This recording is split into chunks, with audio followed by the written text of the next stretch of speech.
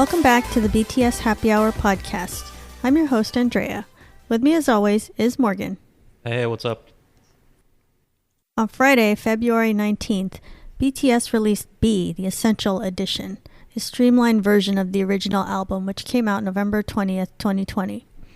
So the music is the same, but the album is less expensive and it has different packaging, and the standard version has a smaller photo book and different extras included.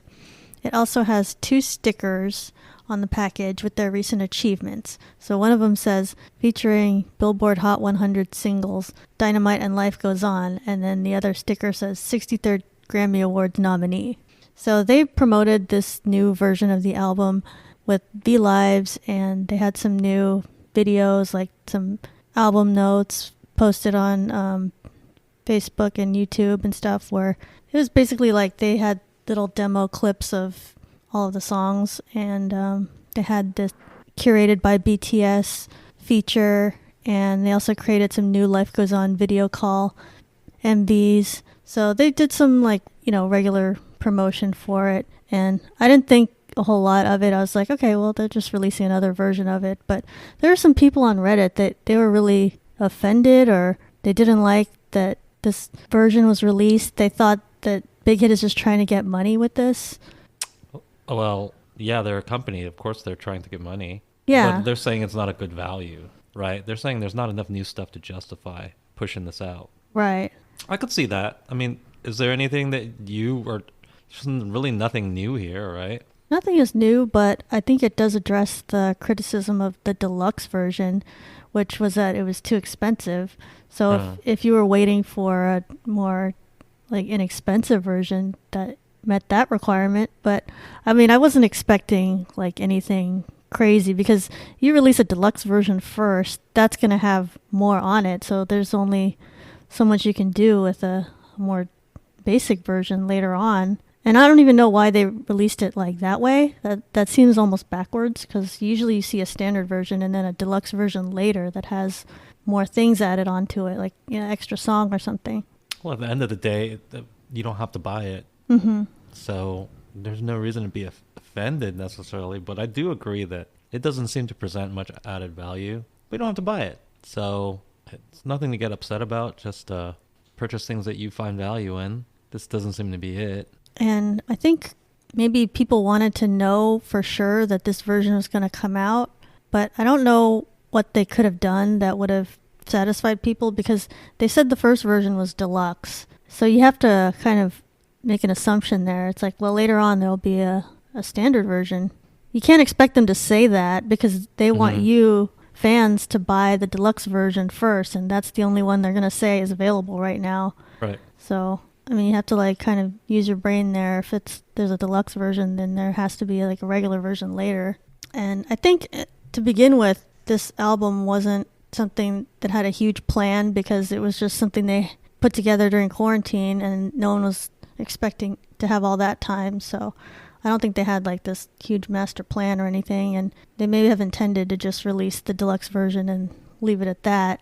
Because let's say they're allowing concerts right now, they maybe wouldn't have even bothered with the Essentials version. That's just something to do for right now to have content.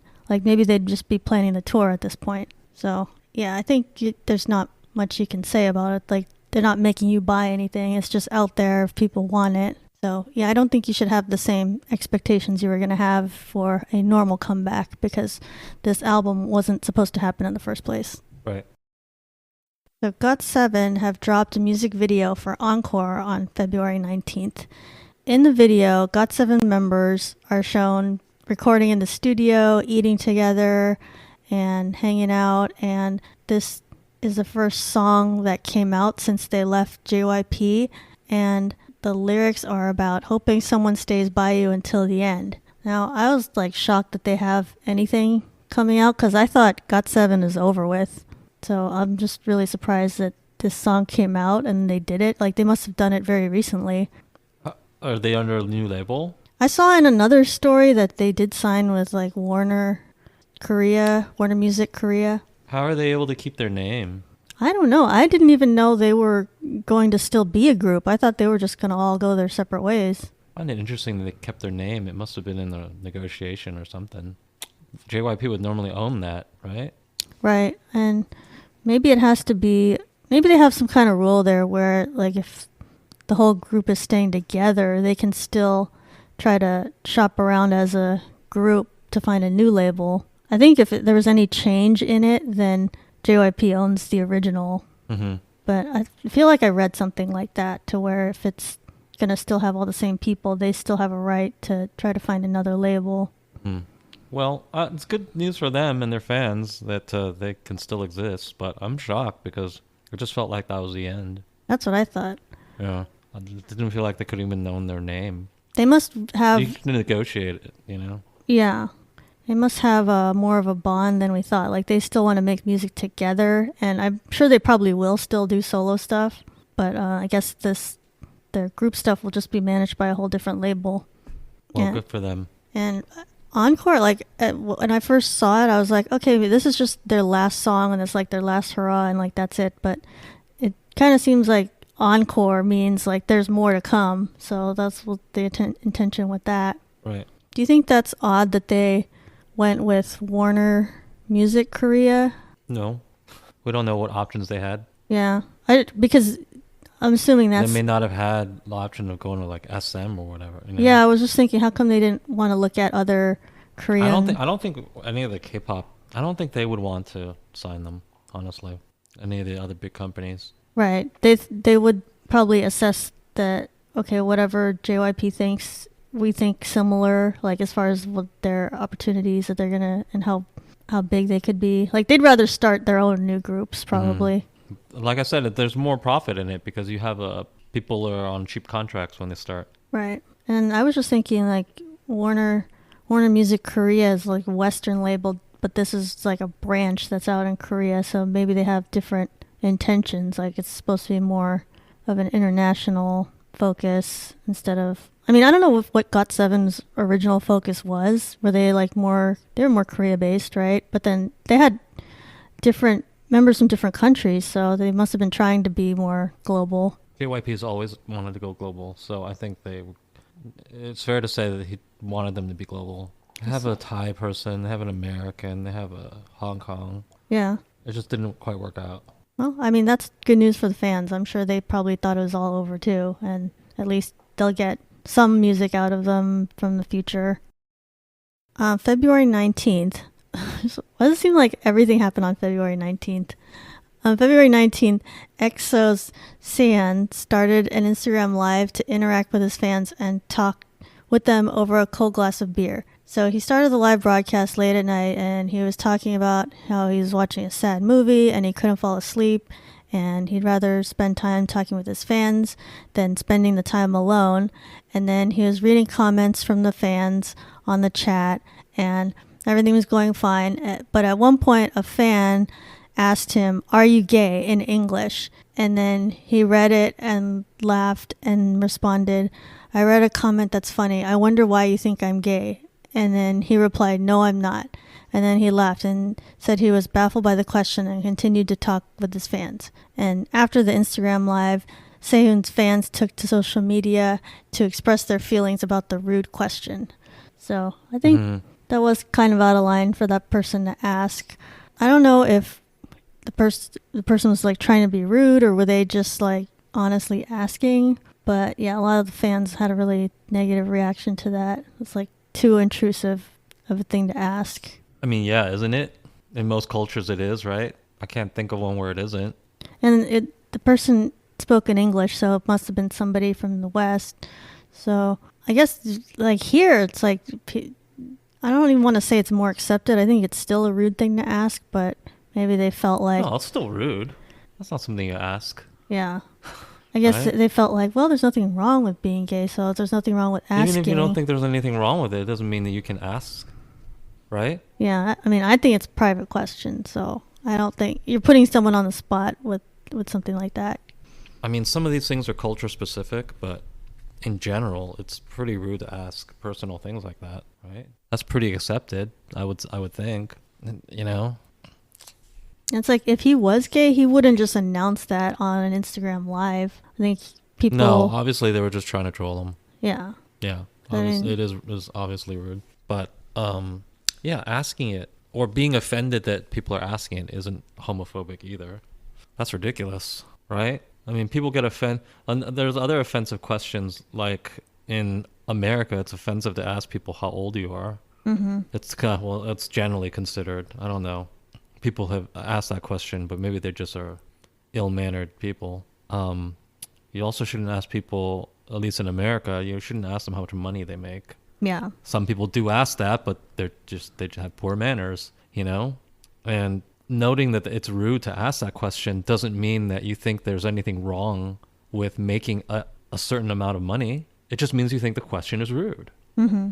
It doesn't mean like, oh, well, we're saying it's bad if you make under this. No, we're not saying that. We're saying that in general that question is rude because it's not people's business. So I don't get this criticism that some people have that, well, it's calling it rude is homophobic. It's like, okay, so what should we call it? A great question? Right. So it's like everything on the table then? It's like, is it wonderful that what's not homophobic? Just like embracing people asking invasive questions? Is that what we should strive for? Because that doesn't seem like a great scenario. It still seems that it's an invasive and rude question. And pointing that out doesn't indicate that you think that homosexuality is wrong. I'm sure that some people who pointed that out do think that, but the simple act of pointing out that it's rude doesn't indicate that you think that. It just means that you said it's rude, which I think most people agree it is. Yeah, that's it. So you thought the person was just trolling. They weren't like asking it from an honest place. Maybe they asked it from an honest place. I don't know what these people are thinking, but yeah, I think they realized that it was a rude question. But some people were trying to say, well, if you're LGBT, maybe you ask that question because you're looking for an idol. For what? Who has something in common with you. You're looking for representation. I don't know. I would hazard a guess that people who are LGBT would tend to respect people's privacy. Right. It's like, it's not up to you to be outing people here, is it? It's fine for you to want to see representation, but then wait for the people who want to out themselves to do so. Right. They will do it if they want to do it. I'm pretty sure that's that's pretty universally acknowledged in the LGBT community that people who want to out themselves will do it. And it's not on you to accelerate this process in any way, right? Right. Am I wrong? I don't know. I'm not part of that community. But it's wrong to out people or even ask things too pointedly. If they want to do it, then they will do it. The end. Well, that's why a lot of people hate Perez Hilton. Like, well, they hate him for many reasons, but like one of the things he does is like out people or say. Well, yeah, you need to explain who that is. Most people don't know who the hell that is. Oh, he's this really like pathetic gossip columnist from like the 2000s. Yeah. But yeah, that was like one of the things he did, and he's gay, but then he would often talk about who's in the closet and stuff. So that's pretty unethical thing to do, I think, because there's other, like, not that they have some code of conduct or anything, but there's other gossip pages where they won't reveal who's closeted, like even though they might know. So that's something you don't do. It's just rude, and you just want to let people have their own journey or whatever. And these people might not even be gay at all. It's just like just because something's gossiped about or said, that doesn't mean that has any basis in truth. In a recent interview for fashion magazine Arena Home Plus Korea 15th anniversary issue, a multiple award-winning Canadian director named Xavier Dolan expressed his desire to cast and work with BTS's V and his friend Choi Wooshik among Korean artists. He said, "Wooshik, I really love him, and V is very attractive. I want to work with him someday." Choi Wooshik, if you know that is, you probably heard of him from being in Parasite. He was the younger guy in that, and he's like one of V's close friends. So this director said he wants to work with both of them, and I don't know why. He's Canadian, and I don't know if he's ever worked with Korean actors or people before, and I don't know where that even came from, but I didn't have like a good reaction to this, only because It's like, okay, V isn't really an actor. He's acted like a couple times, but it's not like he's known for that. And all he said about V was that he's very attractive. So I'm kind of like, that is an odd way to say it. Kind of finding that suspicious. Because like if you're a legit director and you're trying to seek out, I want to work with these people because they have the best acting talent or have the best whatever vibe that I'm looking for in my movies. Like you wouldn't just comment on someone's looks. I feel like that's just downgrading what V is all about. And yeah, I mean, if you said this sort of thing about a woman or something, people would say, wow, that's not sexist, Yeah, it's like, wow, that's degrading. That's objectifying. Just say like their looks are what I'm looking at and that's it. You don't even have to go there. You could just say, I want to work with this person. Yeah. You don't have to elaborate beyond that point. I mean, people might assume your reasoning, but if you don't say it, then you're not accountable for it. So, yeah, that's pretty sus that he would say that. I don't know who it is, so who cares? And they're not going to work together, so. I've never heard of this person, but I guess he's Canadian and a couple of his works have gotten some recognition or whatever. And I looked up some of his movies. It sounds like he does a lot of movies that are like autobiographical, kind of just about like gay male relationships and those kind of themes, and someone that has relationships with their mom. So I was like, is he trying to cast V into some kind of like gay role? Because I don't think that would be allowed by Big Hit. It's like, not that that means anything, like, oh, that means V's gay or anything, but it's like, okay, why would Big Hit allow that and just start a bunch of questions? And that would be pretty controversial for Korean culture. Yeah. That would not be okay. It's not gonna fly. No. Although it's not cool with Koreans, I don't think. No. So I don't even know if this director knew he was like stepping in a minefield with that idea or not, or maybe he's saying, okay. Well, he can say what he wants. Big Hit doesn't have to respond or anything. Yeah. And he didn't necessarily say, oh, it would be a romantic role or anything, but it sounds like just the kind of movies he makes, it would be something like that.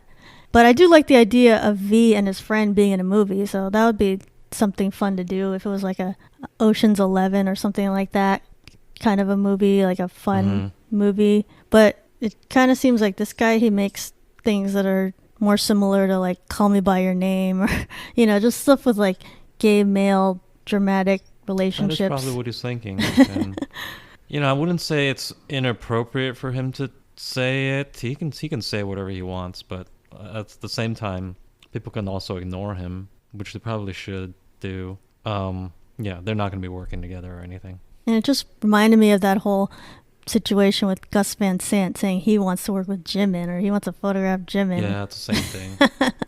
It's like, okay, you're attracted to these idols. That's fine. You don't have to announce that to the world.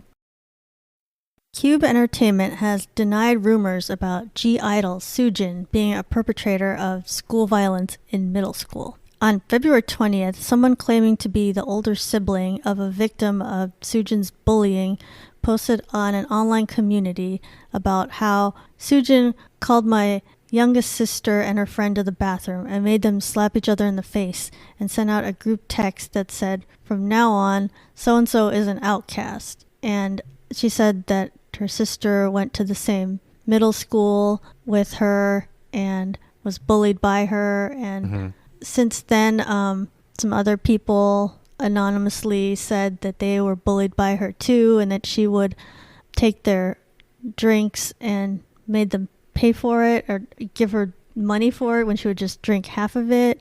Like all sorts of like random little things. And yeah, she's like a bully. Yeah. I mean, I think everybody's experienced those in school, right? Yeah. Yeah, but how does she enforce that? Would she beat people up? I don't get it. She's a small person. What's she threatening you with? It didn't seem like... What is she gonna threaten to do to you? There was a lot of violence involved. It was more like she was just an intimidating person. How? Why? Why would anybody be intimidated by her? I really want to know. I don't get it. I guess that she could excommunicate you or something. I guess maybe she was in a popular group or something like that. Is that what's... I think she would make you pay for stuff. It's more of social status. I think. And of course, she would be a higher social status than most people. I mean, I don't know what happened in their middle school. Geez, this middle school. How old was she? Like 13? How old is she now? Oh, I'm not sure. 21?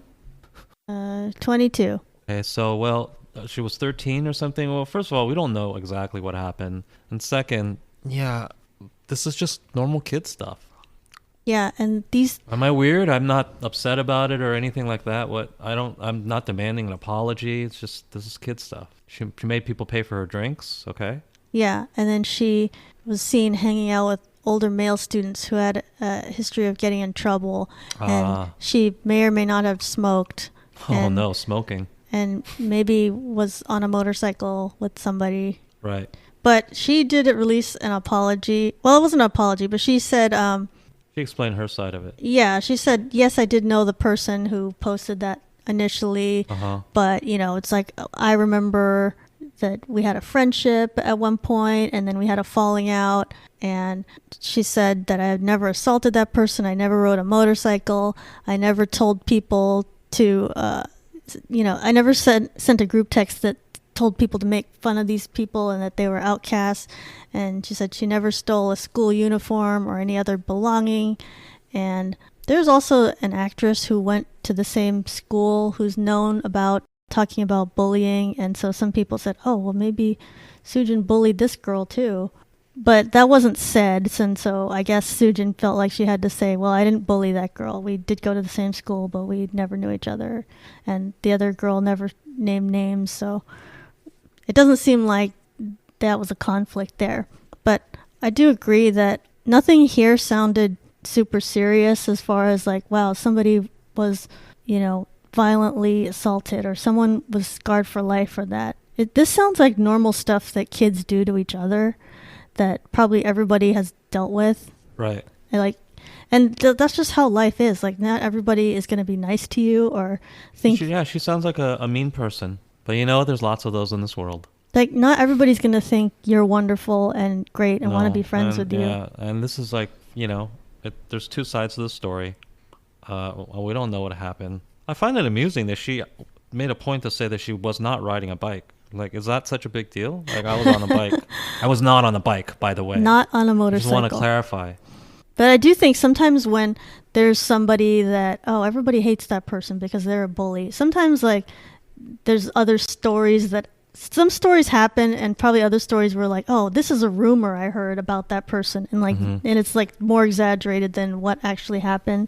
So then there's all this folklore about that person, especially now that she's famous. Like, that gives people incentive to just come up with, things they heard that may not be true at all. Right. I don't put much stock into this sort of thing.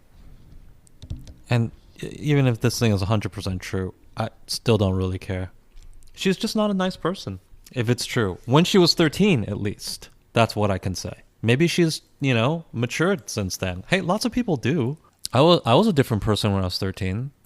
Most people are, I would think. Yeah. It's only in this weird internet age where, for some reason, you're, held accountable for every single moment of your life that can be documented. It's odd. Yeah.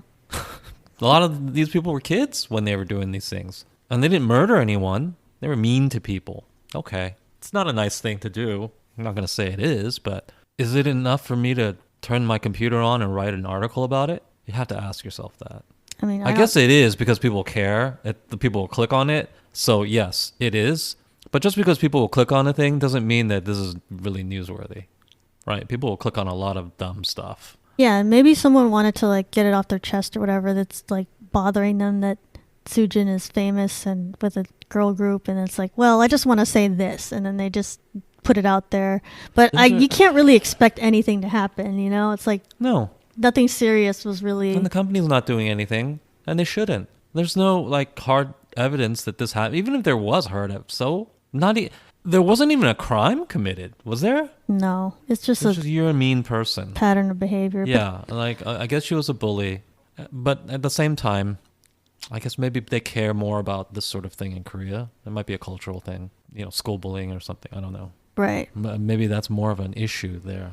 If they care about someone's character a lot, that might be something they take into account. Then take it into account. it's still your right as a consumer. If you want to consume the product of that group or not, you can do what you want based on this information. Feel free.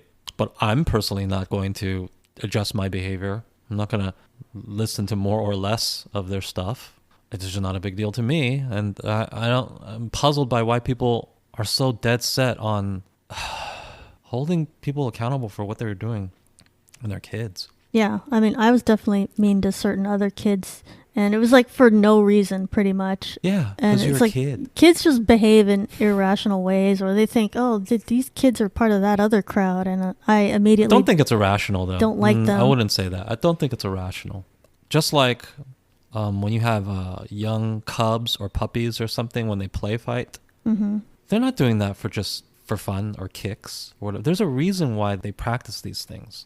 They're practicing sorting out hierarchy. They're practicing like fighting, but in a way that doesn't, injure them because they're young. Organisms don't do things just for no reason whatsoever. There's a reason that evolution has made it so that you do these things. And in the case of animals, on instinct. They don't even have the ability like humans to sort of, intellectually rationalize, well, I want to do this. Children abuse each other. They bully each other. They sort out hierarchies for a reason, to practice being an adult. You know why?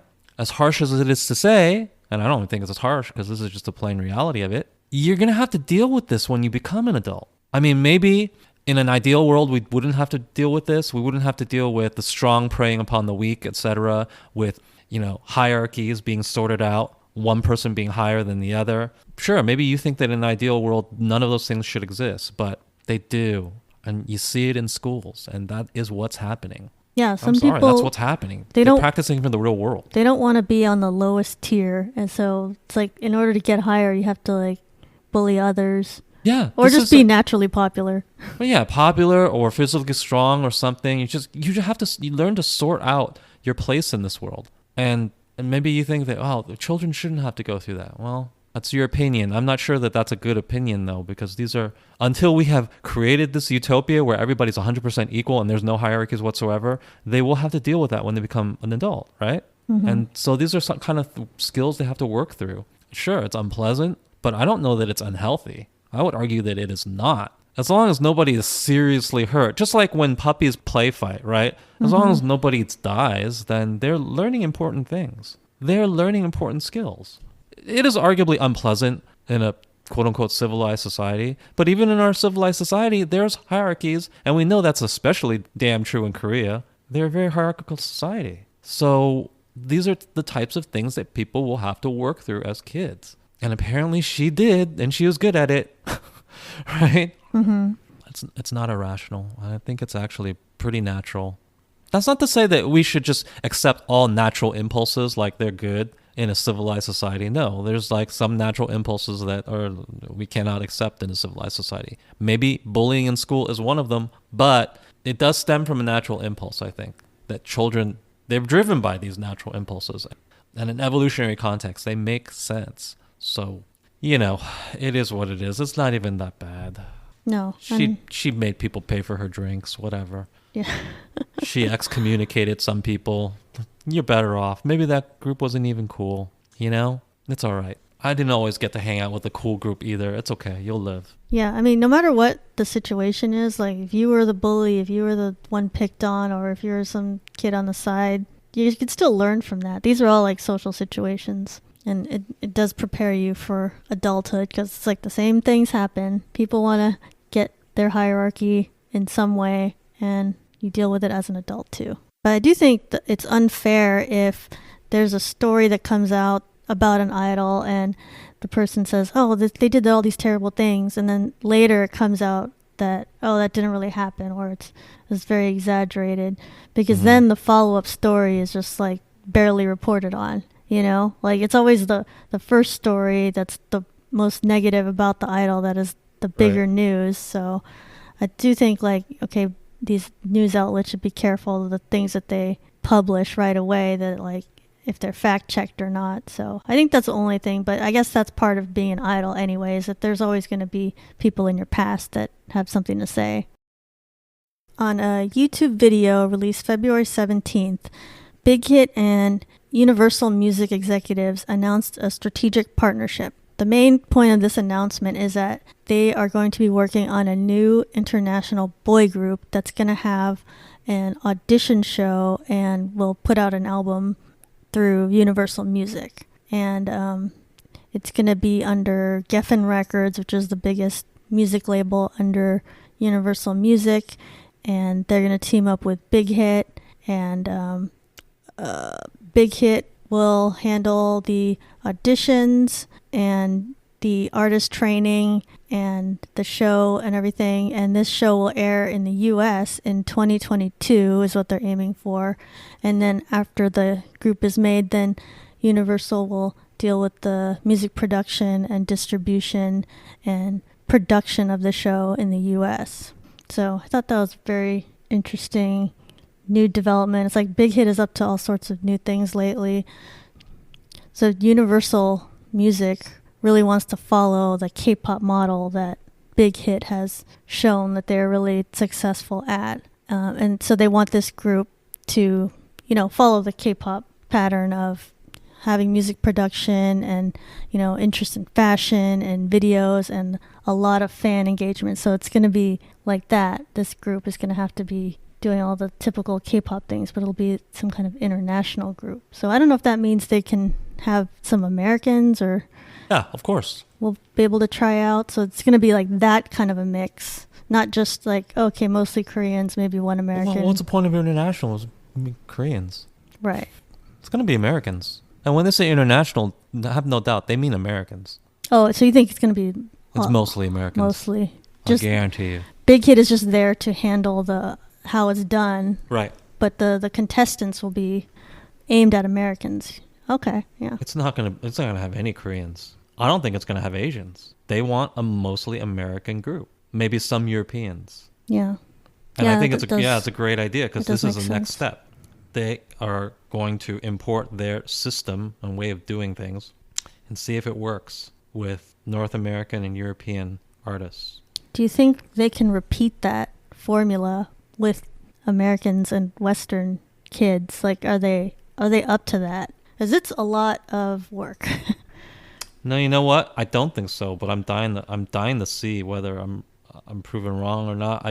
It is a very difficult system to get through, the K-pop farm system. Mm-hmm. The amount of work, the standards that they're held. I don't know that people raised in North America are up to that. Honestly, I'm not sure that they are. But I'm dying to find out. It's gonna be. And they're going to have to go through an accelerator program because they're not going to get like 13-year-olds and train them for 5 years and then debut them, right? This is clearly, they want to get people who are 18, 19 and then... Right. Have something out within a year. Yeah. They're not looking to... They're trying to strike while the iron is hot. From the company that brought you BTS, what will that mean in 5 years? Who knows if that will carry any weight? So clearly they want to capitalize on that cachet now. Who knows if from the company that brought you BTS will even mean anything to Americans in 5 years. So you can't train 13-year-olds for 5 years and see what happens then. You're going to have to train 18-year-olds. You're going to have to go through an accelerator program. So not only will they presumably be subject to the same standards that K-pop artists go through, they're going to have an accelerated program. Will that mean the product just won't be as good? Will that mean that there'll be a bunch of burnouts? I'm dying to see what that means. But one thing I can guarantee you is they're not on the 5-year program. Yeah. They're not going to be casting any 13-year-olds in this thing, or any 14-year-olds, or any 15-year-olds. It's going to be probably people 17 and up, and with a target of being actually debuting within 2 years. I don't know that. And you might say, well, they'll just get 17-year-olds and 18-year-olds who have that training. Like, who in North America has that training? Yeah. There is no K-pop factory system here that they would have come from. It's like if you were a company in Korea and you just started, you might be able to just get some people and debut immediately, but you do that by grabbing trainees that were with other companies. And so they had already been through that factory system and they had, similar training already, and you're just like, okay, just come over here. But there's no such person in North America. There's no such person in Europe. Another problem I could see happening is like there's a lot of good singers and there's a lot of good dancers, but not a lot of people are good at both, or they don't even try to be good at both. Usually kids in America, they'd focus on being good at one thing. I don't think that's a problem. You can train dance. It's just practice, right? It's just long hours. But that's another thing. Would they burn out on those sorts of hours? I don't know. So I bet kids are gonna audition for this and they're gonna think it'll be like American Idol, and right, where it's not that rigorous. It's like, oh, just show up and sing every couple days. Yeah. But on like Produce or all those shows in Korea, it's a lot of work behind the scenes. I would say watch American Idol and watch Produce, and you'll see the difference. Yeah. You have to work more. You're subjected to more. I don't want to say abuse, but you're subjected to stricter standards. They're going to be on top of you about everything. You're going to be rehearsing all day. Right? Your weight, all sorts of things. Mm-hmm. So not to say that, artists in North America haven't had some of that before, but I don't know that to this level. I don't know that they've ever experienced it to this extreme. It's just a different kind of thing.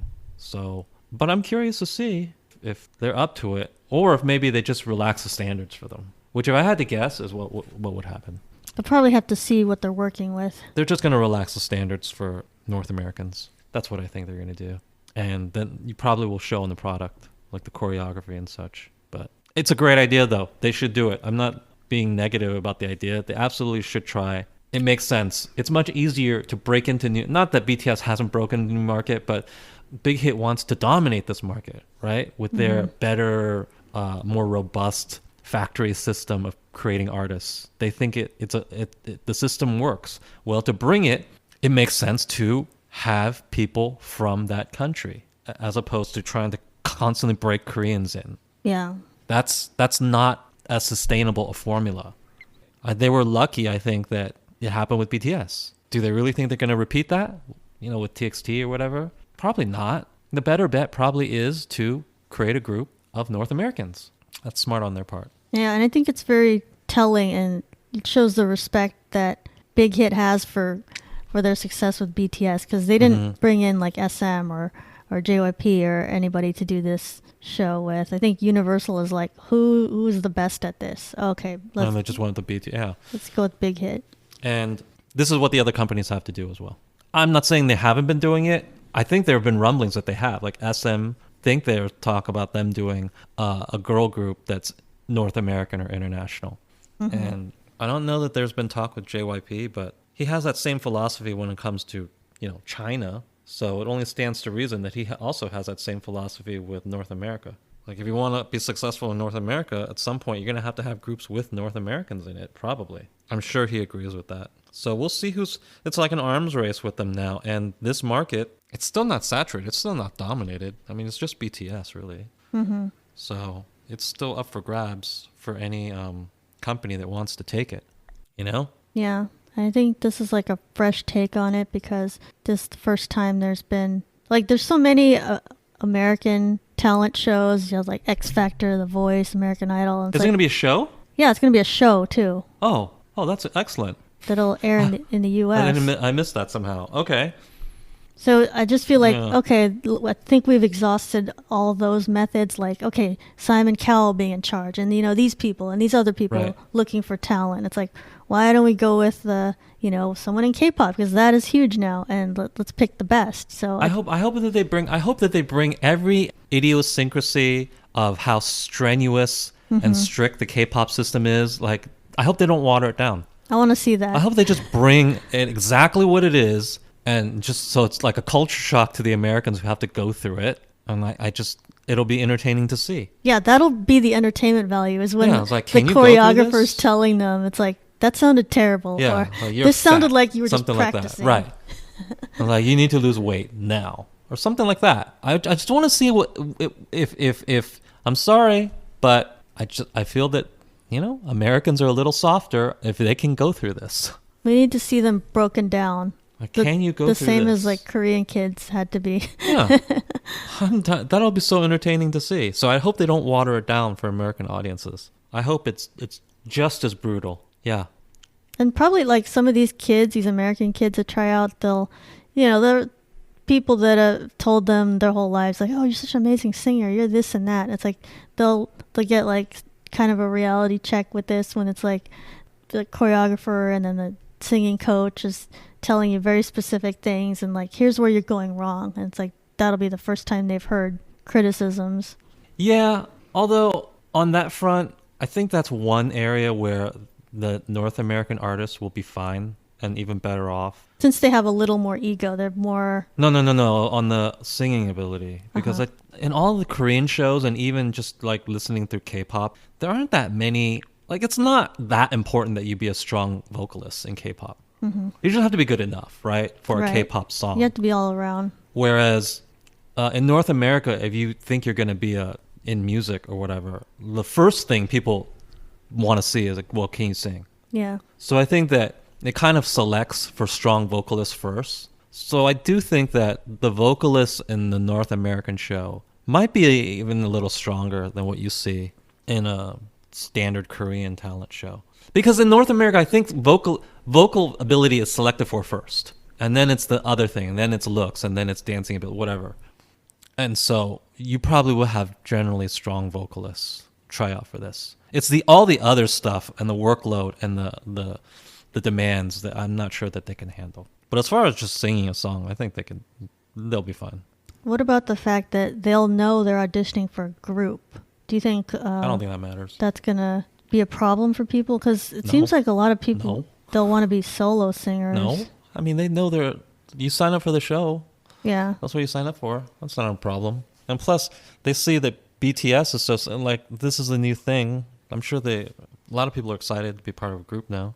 Yeah. And I think if you're in a group, there's not so much pressure on any one person. You're part of like a team. But I'm not sure if American boys can have that same spirit of like, let's all work together and, make this work. They don't have to.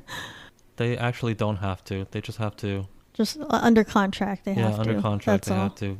But I don't know if they can. Like, you're right, though. I don't know if they can pretend to be friends in social media interactions and stuff. They're gonna have to do all of that. Like, right. Like that's part of it that isn't part of it for American artists. Like, you don't have to interact with fans so much. You don't have to put forth this image of, hey, we're all friends. And I don't think American groups ever really had to go through that.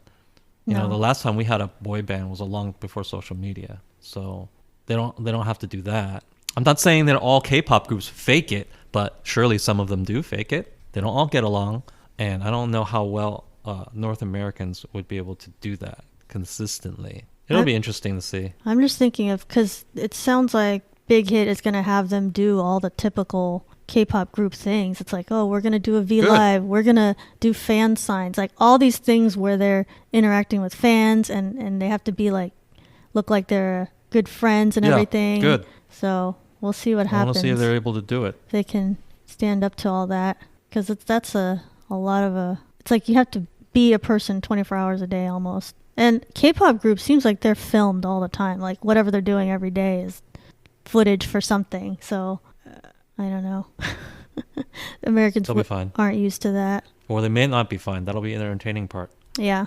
Seems like American artists, it's more like, oh, I'll do an Instagram live whenever I want. It's not like, oh, you're doing it every day at this time, whether you like it or not, Right. But I'm excited to see what happens with this. We'll watch the show and see what happens, and hopefully it is entertaining. And I won't expect this group to be like the best group ever. It's like, okay, well, we'll see the 1 year out of them, and maybe that's it, or maybe it'll work. Who knows? Oh, okay. Before you finish, I want to correct something I said in a previous episode that in hindsight, I was totally mistaken on, okay? And it's an important thing. You know how I said that 2020 was a weak year for debut girl groups? Totally wrong. Since I said that, I've been watching this group called Woo non-stop, and it's now one of my favorite groups. And even Secret Number is a lot better than I thought. So it's actually a strong year for girl group debuts. A very strong year. And if you haven't seen them, and I know you haven't because they only have like 1 million views on their stuff, they're criminally underrated. Go watch their stuff. They're called Woo WOO! Exclamation point. It's a stupid name. Exclamation AH. Yeah, there's actually, like, after we did that episode, it did seem like, oh, all of a sudden there's some new girl groups I that don't have know why. good songs. I don't like, know why I didn't never hear heard them. Yeah, why did I never like, hear of this? No one told us about these groups. Well, it's not people's job to tell us, but I mean, I wish they had better marketing or a way to like, hey, this came out and something you would like. You know, I don't know how that would. I would say they're probably my third favorite group now. I think I like them more than ITZY, honestly, and I really like ITZY. But they're a strong group. Just to check them out. They've only had like 3 MVs, and I think the first one was like in August of last year, November, January, or something like that, right? Yeah, Woo. They have some good songs, catchy songs. They remind me of. They have a good mixture of. They have cute concept stuff, but they also have like a Blackpink like girl crush, you know. And some of the stuff sounds a little derivative. Like you would listen to it and think, oh yeah, I've heard this song before, but it's a song that you've liked that you're hearing again. So there's nothing wrong with that. They would be my rookie of the year. Unfortunately, I didn't know about them at the time, which is embarrassing because I should have, but I didn't. But they only have like a couple million views on their videos. So yeah, I was totally mistaken. Do you know what label they're on? NV or something like that. Oh, okay. 5-person group. If you check them out, I'm almost sure you won't be disappointed. It's clear the company doesn't have a lot of money, but the music is good. It's actually music you'll want to keep listening to, as opposed to what's an example? I mean, I don't have anything against aespa, but aespa is more like I want to see the spectacle that SM has in store. Like, what are they doing with their stuff? I want to look at it, right? But is it music that you just want to play over and over again? Maybe not so much. I mean, Black Mamba's cool, but this group is it's pretty much on par with ITZY and Everglow. Yeah, very easygoing right. songs. I won't put them on par with Blackpink, obviously, but they're on par. I would say they're on par with ITZY and Everglow. And that's a big statement because those are very, very good groups, obviously. Yes. That's good. Yeah, we like Woo. Correct. That was my error. That's true, though. I do think you discovered these. I didn't discover them afterwards. Well, I discovered them after the episode, yeah. But they're just very under the radar. So it shocked me. Thank you to our guest, Morgan. You can find BTS Happy Hour on Apple Podcasts, Spotify, Amazon Music, Google Podcasts, and other podcast platforms. New episodes weekly. To support the podcast, please comment and share on social media, leave a review on Apple Podcasts, or give us a rating on your podcast app. Follow BTS Happy Hour on Twitter, Instagram, and Facebook, where we have a Facebook page and Facebook group. You can also go to the website at btshappyhour.com. Subscribe to our YouTube channel for additional content. Until next time, this has been BTS Happy Hour. Thanks for listening, and remember, make every hour a happy one.